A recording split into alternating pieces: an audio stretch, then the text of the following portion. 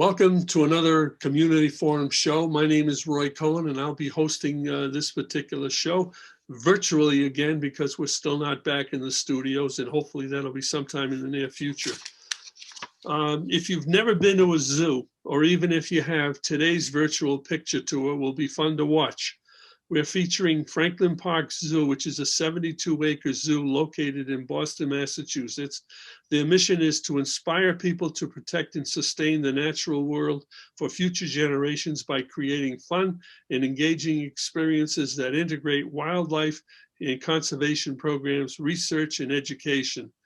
You'll notice that in several of the photos that you're going to be seeing depicting visitors in the park, they're without the masks. The simple explanation is that they were taken prior to the pandemic.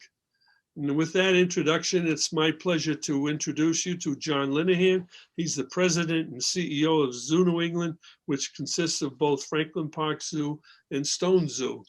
John, I welcome you to the show, and hopefully we'll be able to get through this thing nice and smoothly. It's going to be a one-man show on my end, but welcome to the show. There's some technical challenges these days, aren't there, Roy? Oh, unbelievable. All right, it's really a pleasure to be back. We're going to put you to work. You're going to be explaining or describing most of the pictures or videos that we have. And we'll start off with this one right here, which you can see. I'm more than happy to. As you can see, some of the signage, this is one of our admission areas.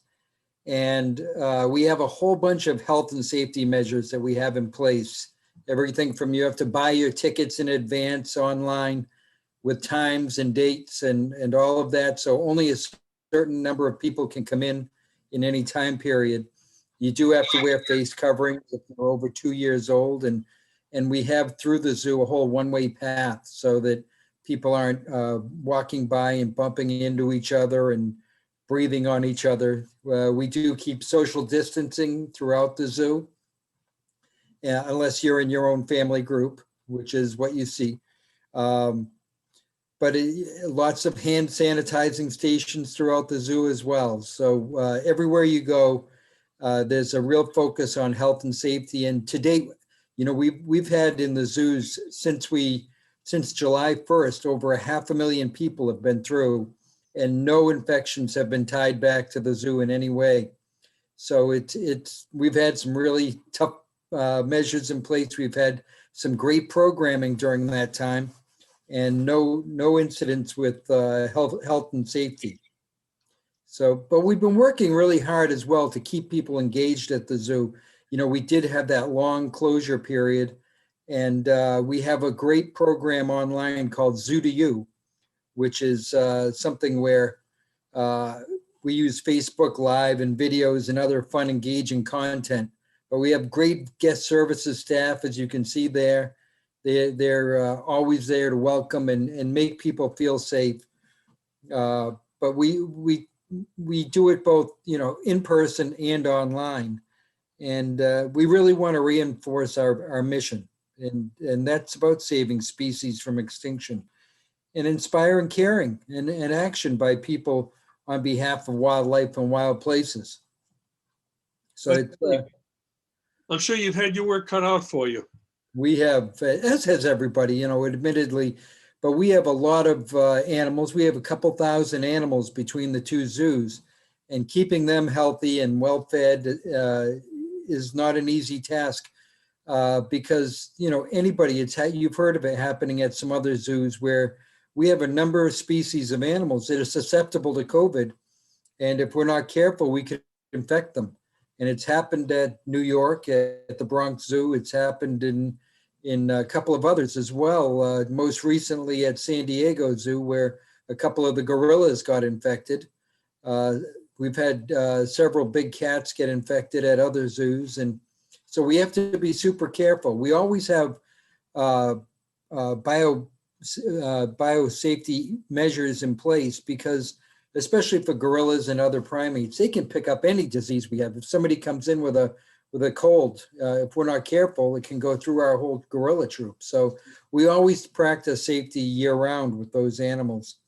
You don't do face masks or stuff like that. How do you How do you keep them apart? The distance, 6-foot distance requirements and stuff Well, like we actually do wear face masks. The staff does behind the scenes.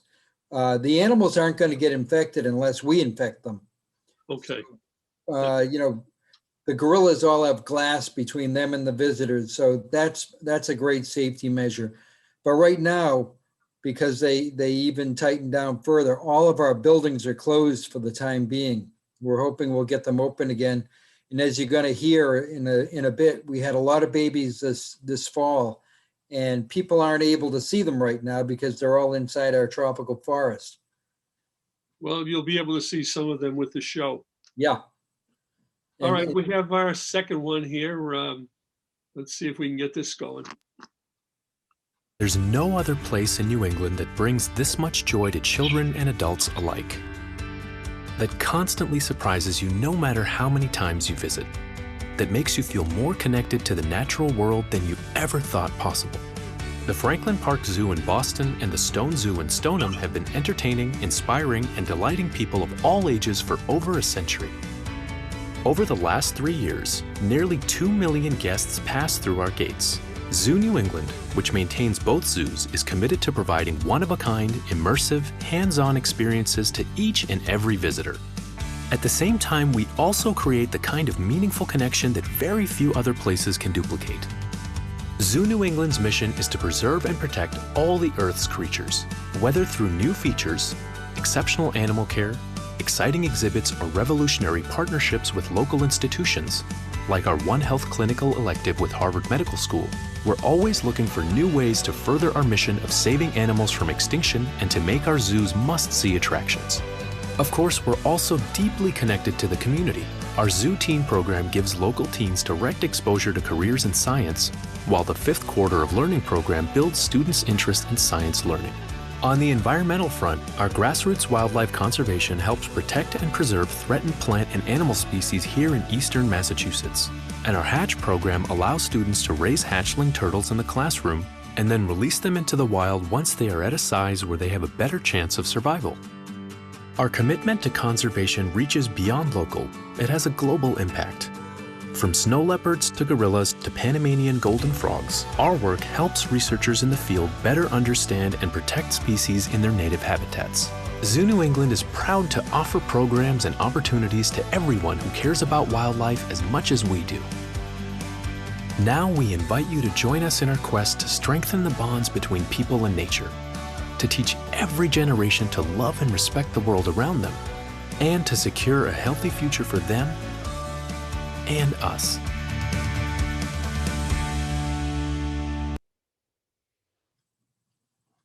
Can't hear you, Roy. You're muted. Okay, I'm sorry.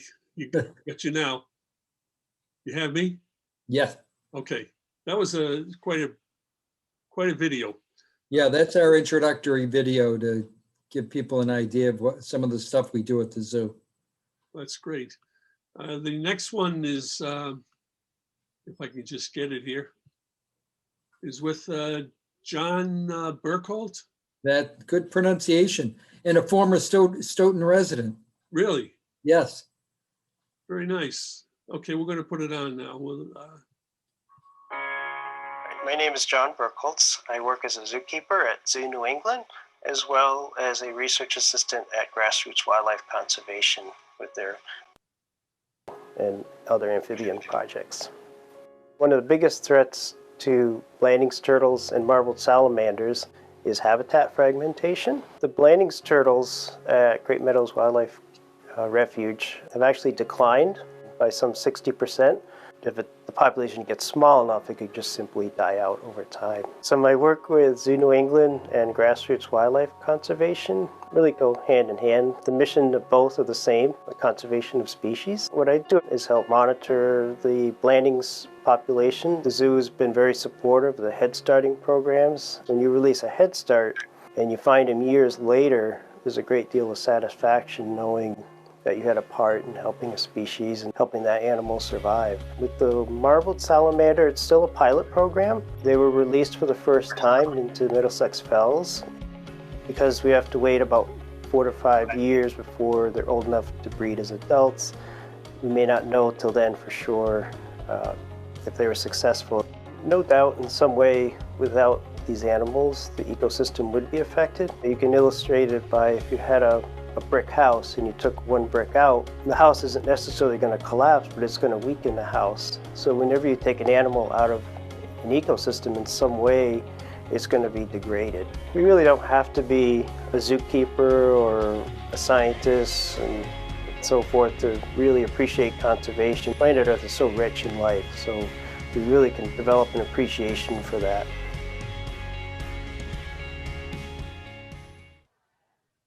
How's that, John? Were you able to see that pretty good? Yes, I could see it. And one of the funny things is, since that was videotaped, we actually brought that organization, Grassroots Wildlife Conservation, into the zoo to be part of the zoo. They're no longer an independent nonprofit. We were partners before, and now they're part of the zoo directly. Nice. I'm thinking about some of these reports of animals washing up ashore that really need to be out in the water, but there's rescue parties that go out and save them. We are not so much a marine rescue. We've been involved in many terrestrial rescues, and sometimes with wild animals, sometimes with exotic animals that are in places that they perhaps shouldn't be. But yeah, especially this year, there were a lot of animals that were stranded.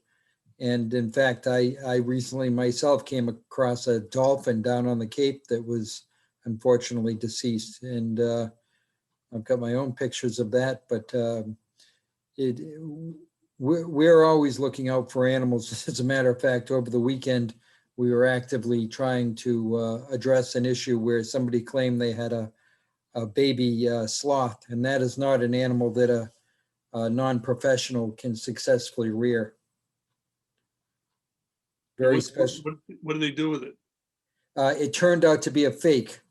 They were advertising it on the internet, and it turned out to be a fake, but Mass Fish and Wildlife and U.S. Fish and Wildlife both investigated it. Uh-huh.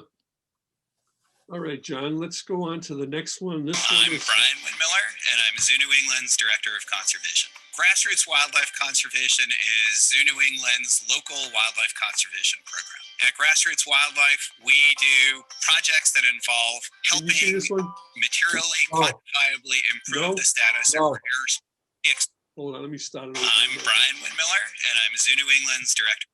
Trained to go out in the field. Oh man, this is going to drive me nuts. I know it is. All right, we want to share the screen and go. Here we go. I'm Brian Windmiller, and I'm Zoo New England's Director of Conservation. Grassroots Wildlife Conservation is Zoo New England's local wildlife conservation program. At Grassroots Wildlife, we do projects that involve helping materially, quantifiably improve the status of rare species of animals and plants that live here in eastern Massachusetts. One of the initiatives we're really excited about is we're working with Zoo New England's Chris Bartos and her dog, Coda, and Coda will help us find box turtles. As the human population has grown, box turtles have lost habitat. The biggest problem working with eastern box turtles is getting an accurate estimate of the population at any one place. That's caused by the fact the animals are very hard to find. And we're really hopeful that Coda will help a great deal with that. I'm Chris Bartos, Assistant Curator at Hooves and Horns here at the Franklin Park Zoo. Coda is a young Australian Shepherd mix that is in training as a turtle detection dog. She's being trained to go out in the field and locate box turtles by scent.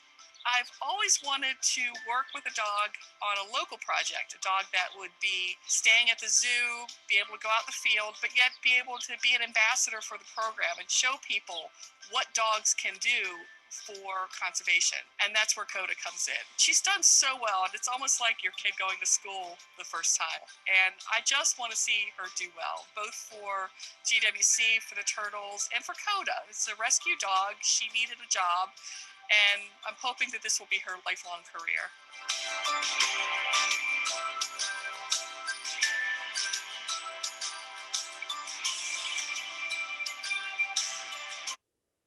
Were you able to see that one, John? No, none of it. None of it. Okay, let me start it over again. We'll just edit that out. Yeah. Try it again. I'm Brian Windmiller, and I'm Zoo New England's Director of Conservation. Grassroots Wildlife Conservation is Zoo New England's local wildlife conservation program. At Grassroots Wildlife, we do projects that involve helping materially, quantifiably improve the status of rare species of animals and plants that live here in eastern Massachusetts. One of the initiatives we're really excited about is we're working with Zoo New England's Chris Bartos and her dog, Coda, and Coda will help us find box turtles. As the human population has grown, box turtles have lost habitat. The biggest problem working with eastern box turtles is getting an accurate estimate of the population at any one place. That's caused by the fact that the animals are very hard to find. And we're really hopeful that Coda will help a great deal with that. I'm Chris Bartos, Assistant Curator at Hooves and Horns here at the Franklin Park Zoo. Coda is a young Australian Shepherd mix that is in training as a turtle detection dog. She's being trained to go out in the field and locate box turtles by scent. I've always wanted to work with a dog on a local project, a dog that would be staying at the zoo, be able to go out in the field, but yet be able to be an ambassador for the program and show people what dogs can do for conservation. And that's where Coda comes in. She's done so well, and it's almost like your kid going to school the first time. And I just want to see her do well, both for GWC, for the turtles, and for Coda. It's a rescue dog. She needed a job. And I'm hoping that this will be her lifelong career.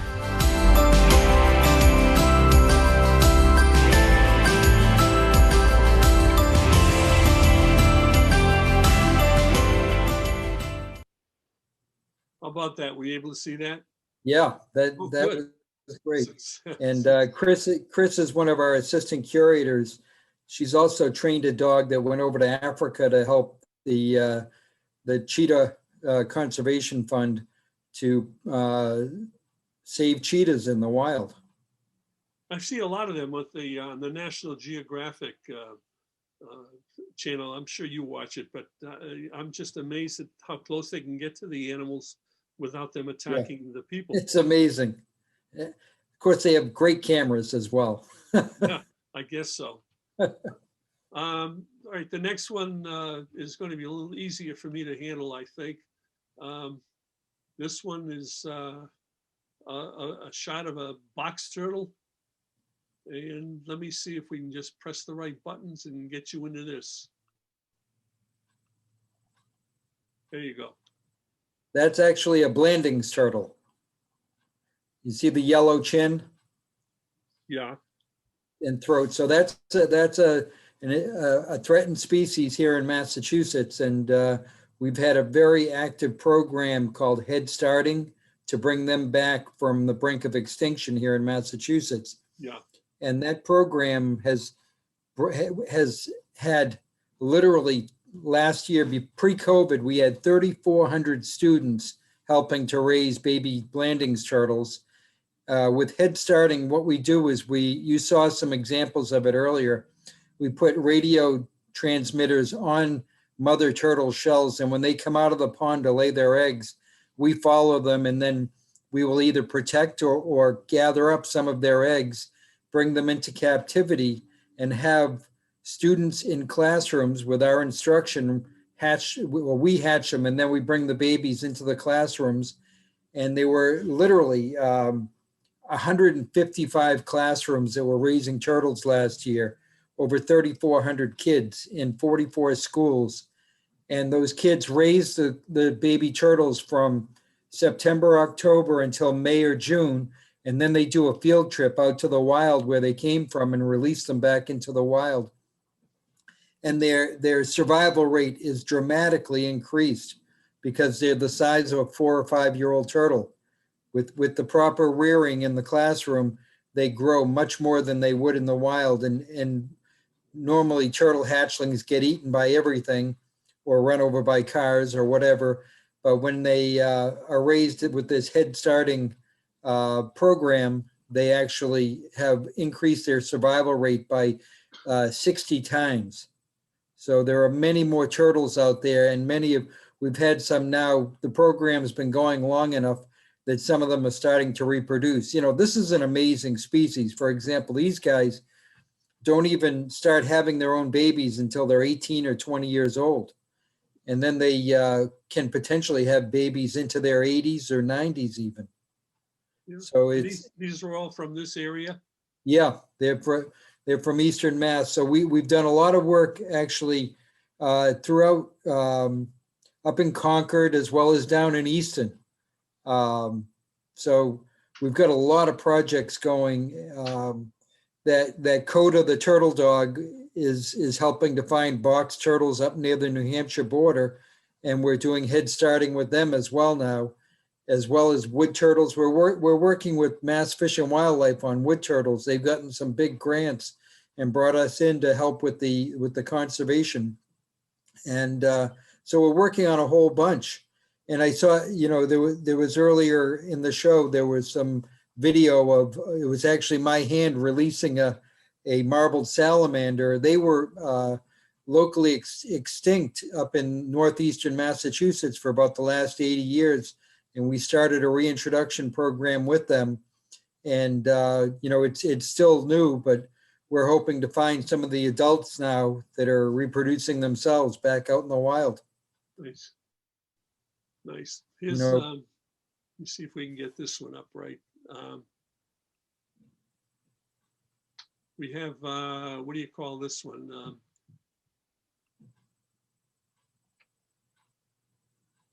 No, that's not the one. This is the one. Okay. How's that, John? That's good. You want to talk about that one? So that's a wood turtle, and we've been working to save wood turtles as well, another locally threatened species. And wood turtles all over their range are actually being threatened. They had a very big range up into Canada and down the East Coast and into the Midwest. And they've been really disappearing quickly. The Mass Fish and Wildlife, as I said, actually gave us a 3-year grant, and now they just got a grant from the feds that is we'll be working on as well. All the northeastern states working together to save this species. And Coda hasn't been trained on wood turtles yet, the turtle dog, but she can be. And so we're really looking to have a lot of these turtles that most of us haven't even seen because they're so rare in eastern Massachusetts, have helped them to keep from going extinct and become more common so people can see them again. Nice. And they all play. Public comes across, you know, people out there hiking and stuff, and they come across these turtles. Is there anything that they should do? Should they contact you guys? Well, leave them alone. If they know what they're looking at, yeah, because box turtles and wood turtles can often be found away from the water. And we would love to hear about it if they have a sighting, because they are extremely rare. Blanding's turtles as well. And so, you know, these species are so rare that most people don't come across them. I think the big key is don't bother them. And, you know, a lot of times, especially in the late spring around June, you might come across turtles crossing roads. They're looking for a place to lay their eggs. So if they're going to get run over and you can do it safely, you just help them in the direction they're going, because they're going to go that way no matter what. Right. And then they're going to have to make their way back across that busy road. But those are the hazards that are out there right now. And in some cases, they've built actually turtle crossings under roads. But, you know, as you can imagine, that's pretty expensive. Right. But yeah, just don't bother them. I think the big key is that these species are so threatened that every individual makes a big difference. And as I said with the Blanding's turtles, they live for so long, and they really hit their prime later in life when they're really laying the maximum number of eggs. So it takes a long time for them to come back. Okay. Here's another one. It seems the wood turtles are common. Well, they're not common, but you know, my staff knows where they are, and and are working very actively to preserve the few populations that are left. Yeah, who's this lady? She's one of our conservation staff. So we have a whole field conservation staff that go out and they work 100% in the field. Some of them do classroom time as well, because, you know, teaching kids about these conservation needs is critical. You know, if they don't understand something, they can't help remediate it. But these wood turtles, we've had really good success in identifying populations and finding, in some cases, there were a few more than we thought. Yeah, So it, you know, getting those populations built up so that they're not on the verge of extinction, as you heard John Burkholz saying, you know, a lot of these animals, when they get down to low numbers, they can be a big event, whether it be a long, cold winter or something else like that, that they, you know, it can disappear forever unless we're able to find another population to reintroduce from. right. Here's another one. John, is that John Burkholz again? Yes, it is. He's working in the field and he's got under his arm a turtle trap. And so we set up these turtle traps and find the females and put those radio telemetries on so that we can later find them when they come out of the water to lay their eggs, and we can protect those nests, and we can, and interestingly, they often will come out and go through the woods and come out in people's yards to nest because there's not enough sunlight in the woods to incubate the eggs. So they end up laying their eggs in people's gardens or in their lawns. And I've done that where you're out at midnight and you're following a radio signal and tracking the animal down, and it turns out you're in somebody's backyard. So we then have to go up and knock on their door and let them know what's going on. Sure. And they're often very enthusiastic about helping us to protect the nest, and they look out for them. And then later, you know, as they become supporters, they start reporting, as you said earlier, when they see turtles out there in their yard. So, you know, ultimately that's what it's all about. It's about getting everybody engaged in really preserving the world, not only for the animals, but for ourselves, because, you know, people don't realize it, but, you know, we're really reliant on having healthy ecosystems, and to do that, we need this biodiversity. Yeah. And so if we start losing species, you know, John talked about pulling one brick out of the wall at a time, but if you keep having extinctions, soon that wall really collapses and your house is in crumbles. And that's what we're talking about with the planet. One of these situations that I occasionally see by watching the National Geographic is that when the animals like turtles or alligators lay their eggs, there are predators that come along and try to steal the eggs. That's exactly why we have to protect the nests, because, you know, in one of the animals that's really blossomed under human intervention in our habitats is raccoons. And they're very good at finding turtle nests and digging them up and eating all the eggs. So we're able to protect those nests from raccoons, opossums, skunks, foxes, even dogs. And how do you do that? Way, we usually put the nest? We put wire over it and staple it into the ground. Oh. And we know about when they're going to hatch, and when they're getting close to hatching, we put almost like a big wire box over it, and then they can hatch out safely, and then we can release them. Oh, good. Or we bring some into the classrooms for the kids to raise, because as I said, the ones that we head start in the classroom have a much higher survival rate through the first year. Mm-hmm. You know, a turtle hatchling is a tasty morsel for everything from dogs, cats, foxes, opossums, skunks, great blue herons, even bullfrogs. And one of the biggest predators that we found on them is actually chipmunks on these baby turtles. They just grab them and start gnawing on them. Oh. And so we increase their survival greatly by doing this head starting, and then they have a really hard shell after that. We raise them under optimal conditions, so that after that first winter, when they'd normally be not growing, they'd be going into hibernation shortly after they hatch. they don't grow during that period. So when they emerge in the spring, they get eaten by everything still. But if we do the head starting, they're the size of a 4 or 5-year-old turtle when we release them in May and June. Oh, And so the kids get a great STEM education during the process, as well as, the opportunity to really have an impact on the conservation of threatened species. right. Very fulfilling for the kids and very inspirational. And I was working a couple of years ago to get Stoughton involved in the program. That hasn't happened yet, but I still hope we can. My wife's a teacher in town, and there's a lot of people who are interested in participating. But Well, historically, hopefully after they see this show, they'll get interested. yeah, there are some of our zoo teens. We do head starting at the zoo as well. You can see the tank behind them. So these young men are actually feeding and measuring and weighing these turtle hatchlings as they grow, because you want to monitor them, and they've got a chart there that you can use to help you identify each individual, so that as they measure and they weigh the turtles, they're able to keep a track on it, because you don't want them to grow too fast or they can get shell deformities, but you want them to grow at an optimal rate.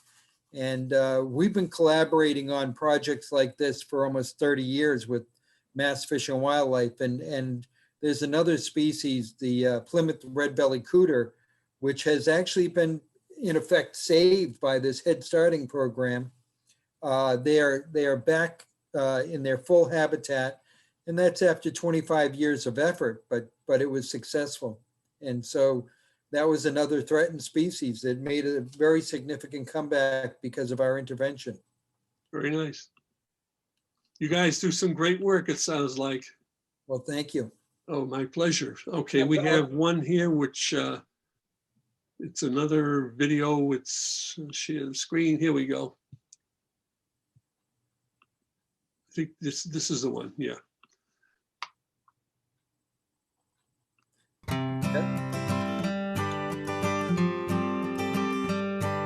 Look at that fish.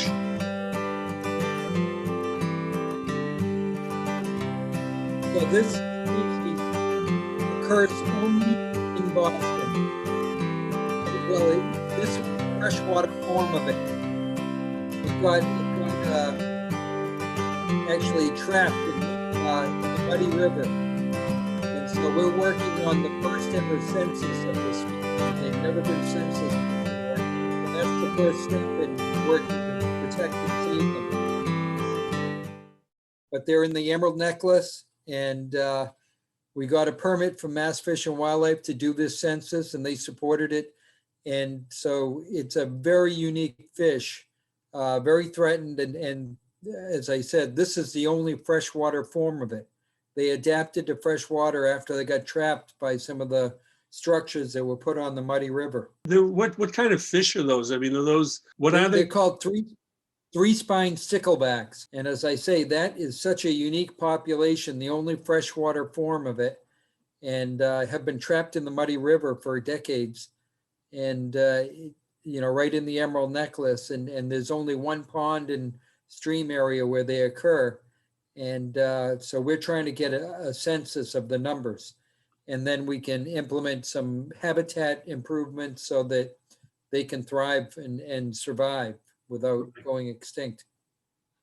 Okay, we have, we're going to get away from fish into, Here we go.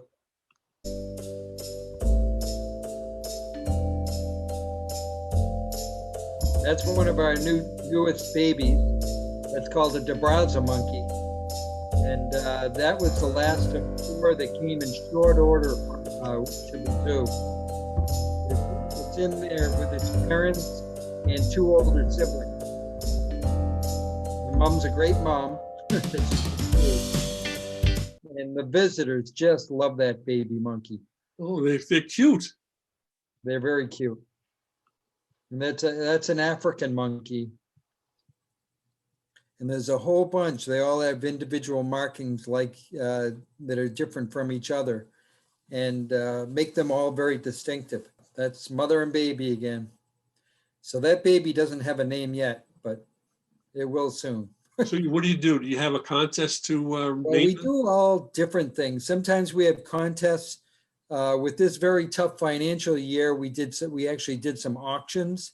We auctioned off the right to name one of our babies. We did it with the pygmy hippo, and got a good amount of money. We got over $40,000 from the donor, and they named the baby. And there was hot bidding going on, and they named the baby Ptolemy. With a Ptolemy. Sure.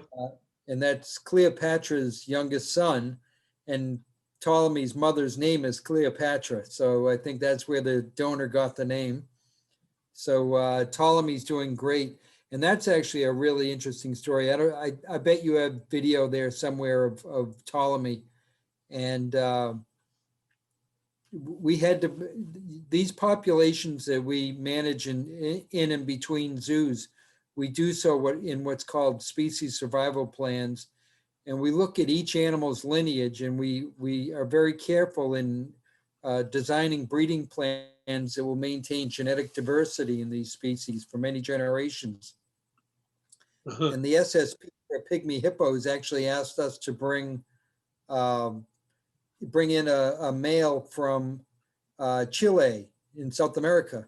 They come from Africa. So this was at a zoo in Chile, and he didn't have any mate in South America. So we brought this guy in. His name is Inocencio, and he was born on the Day of the Innocents, which is how he got his name. But he was a youngster, and we brought him in to meet Cleopatra.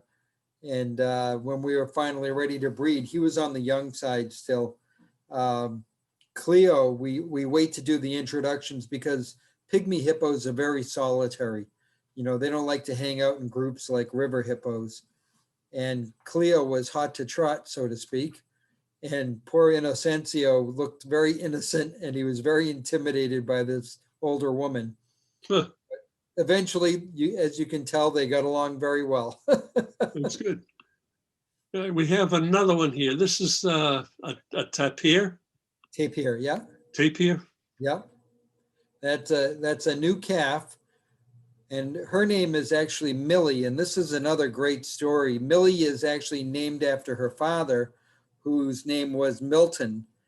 But unfortunately, he passed away a month after she was conceived. And she was actually born a twin with a twin brother. They went the full gestation. Now, Baird's tapirs have a 13-month gestation period. But they went full term, but they were underdeveloped because this was the first time ever that anybody knows that a Baird's tapir has had twins, either in the wild or in captivity. And Millie is thriving. She's in with her mother, but that wasn't always the case.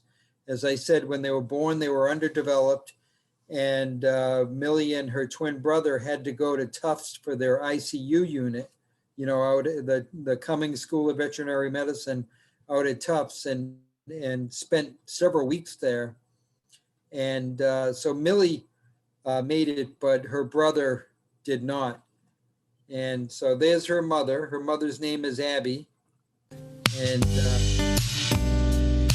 they're doing great. It's a little scary, but that's a big animal. Abby probably weighs 600 pounds. And Millie is just doing so well. And she's got so much energy. She's really starting to gain a lot of weight. Where she should be. But Abby is just a great mom. But unfortunately, Milton, who passed away, was the oldest tapir in North America, and he was 30. And he and Abby have had several offspring together.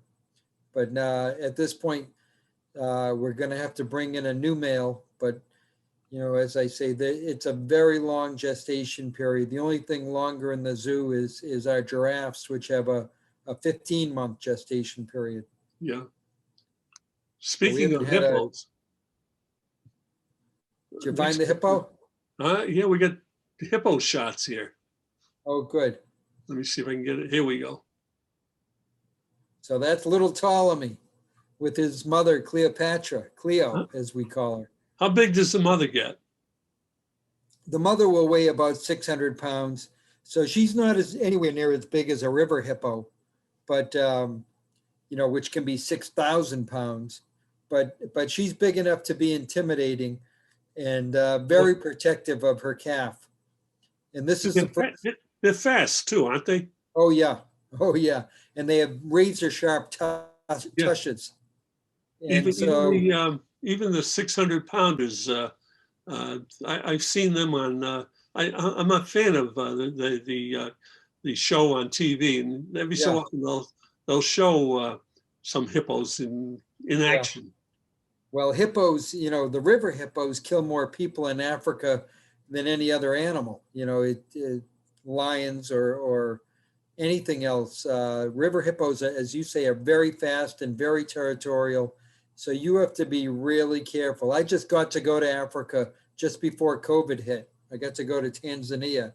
So I get to see hippos in the wild, and you do have to be careful around them. Speaking of Tanzania, there's a lady from Stoughton who's, I forget her name, but she's over there conducting schools. Yeah, I actually talked to her on the phone. Well, you can see now hippos, this pygmy hippo only has about a 6.5-month gestation. So the calves are quite small when they're born. But nevertheless, our vets had to intervene and actually help pull that calf because she wasn't having strong enough contractions. So we had to assist her, but we weren't in with her. Look at that little cutie. Beauty. That's one of our vets doing a physical on him, I should say. Now getting a bath. This was his first bath. How do you get him away from the mother? You wait until we have, behind the scenes, we have different rooms with doors in between them, slide doors. So if you can get her to come one way, you close that door and go in and grab the calf safely. Because you would never do it without having a big wall between you and mom. Sure. But we were so excited. You know, this is the culmination of years and years of work to have this calf. And I am so excited. Literally for me, it's been something I've been trying to get done for like 30 years. And so this is another species that is very long lived, but each animal makes a big difference in this population. And we've been supporting pygmy hippo conservation in the wild too, in West Africa, where they come from.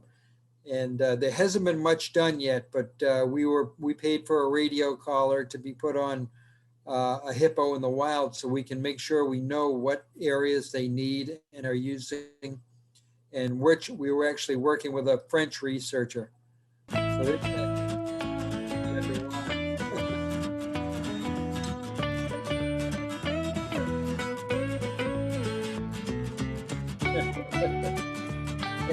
and Ptolemy really does love the water. Who's the camera person in the water? Yeah. That you, John? No, Not this week. We are so thrilled with that calf. We've had a lot of tapir calves, but that's our first pygmy hippo. And her mother wasn't getting any younger. Okay, now we're going to get to the real animals. This one is a gorilla, and I guess we owe the credit to Sarah Woodruff on this one. Yep, Sarah is one of my staff members. We want to thank her for it. Sarah does great photography. I can see that. She's a zookeeper. That is a cute gorilla, isn't it? Now he still doesn't have a name. He was auctioned off as well, his naming rights. And but he is the cutest thing. His mother's name is Kiki, and he's in there. He's got his father Kit, and 2 older sisters are in with him as well. But Kiki at this stage is doing all the caretaking, and you know, literally these gorilla infants do not get put down for the mother doesn't put them down for like the first 8 weeks. Yeah. Literally hold them 24 hours a day. A while ago, you guys made the news when one of your gorillas got away. Oh yeah, that was like 17 years ago now, Roy, believe it or not. Well, I didn't realize it was that long. That was the famous Little Joe. Yeah, and he how did he get out? Well, we weren't exactly sure, so I had to change the whole exhibit. And so now it's a better exhibit, but he can't get out, and he's still with us. He's at the zoo. He's the sort of biggest, most handsome gorilla at the zoo, and very smart as well. And I would consider him a good friend of mine. You go in and talk to him? I do. That was the day this baby was born. He actually had to be delivered by C-section. Really? Yeah, so we had never done that before, and the incredible obstetricians and neonatologists from Brigham and Women's Human Hospital came and helped us. And there they are working, and then we also had an anesthesiologist who helped us from Tufts Vet School. I was there in the room, and there was nothing more thrilling than that. I would think that the mothers would get upset when you remove the babies like Well, this. she's asleep. We have her anesthetized. She's on the table still getting put back together after the C-section. That's when we first put her back together, and she was thrilled to have her baby back.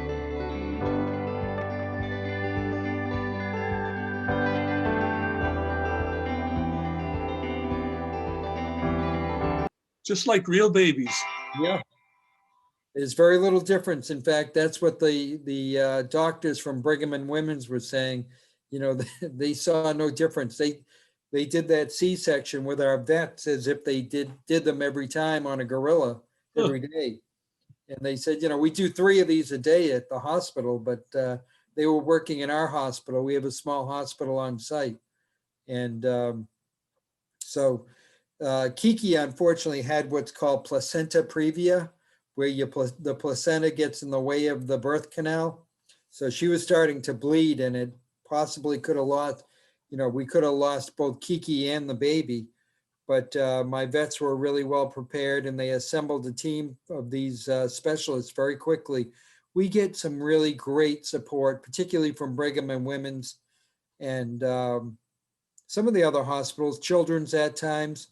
Especially for our gorillas, because that expertise they have is directly translatable for something like gorillas. And ultimately, it's an indicator that, you know, we are part of the world. We are part of the sort of global ecosystem, and not that different. And so we try to instill that in people to say, you know, what's good for the animals is good for us, and so, you know, that's what we try to instill in the young people, is that, you know, we have to protect what nature has left on the planet, because we rely on it. All right, I think we're going to have to put a little teaser out there because we're running out of time, and we'll do a second show with this very shortly. But this one's about the zoo lights. Oh yeah, zoo lights just ended. The zoo lights is something we're doing at Stones for the last 24 years, and it's a huge family tradition. And as I say, we extended it this year because people want to get out. And we had over 60,000 people come to it. And they come out at night in the winter, and we have some of the animals out, as you can see. There's Arctic fox and snow leopards and bears. People can see them as well as the lights. So the National Grid came through as a sponsor for that. This fall, this summer into fall, we did a great program called Boston Lights at Franklin Park Zoo, and that sold out every single night. You know, we obviously have COVID-related restrictions on how many people we bring in every half hour, so the number of people is limited. You know, for Boston Lights, it was like 2,700 people a night, but people absolutely loved it. And I think we're bringing it back again next summer, and people were thrilled, and people will come back in droves. And the one thing I will say is I suggest if you want to go, you should buy your tickets very early, because with that time ticketing, they sell out very quickly. Very interesting. John, I think that we'll call it quits on this one because it's it's wearing me out. But we'll come back again shortly, and I got another half hour's worth of subjects that we can chat about. Sounds good. But I want to thank you very much, and I also want to thank Brooke Baldwin, who I guess is one of your staff members there. Brooke Wardrop. I'm sorry, Brooke Wardrop. Wardrop? Wardrop. Okay. I'm sorry, Brooke. She was a tremendous asset with putting all of this together. And she's an incredible professional. Yeah, you're very lucky. We're very lucky. Have them on board. We have a huge number of really talented people. Well, it's reflective of the management, I would think. I hope so, but I feel very fortunate to have all these really great people that they're so dedicated and hardworking, and their first dedication is to these animals.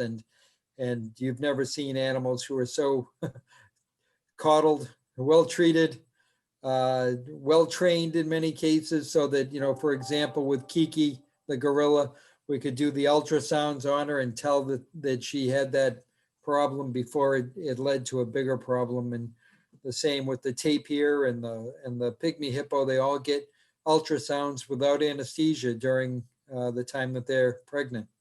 Yeah. All right, John. I'm really thankful for your time in putting up with what I had to go through. And I just love the tour of the zoo, and look forward to maybe another part 2 of talking about the zoo lights and some of the other events that take place there. And hope everybody enjoyed it, and then we'll see you again very shortly. Thanks very much for tuning in. Bye-bye.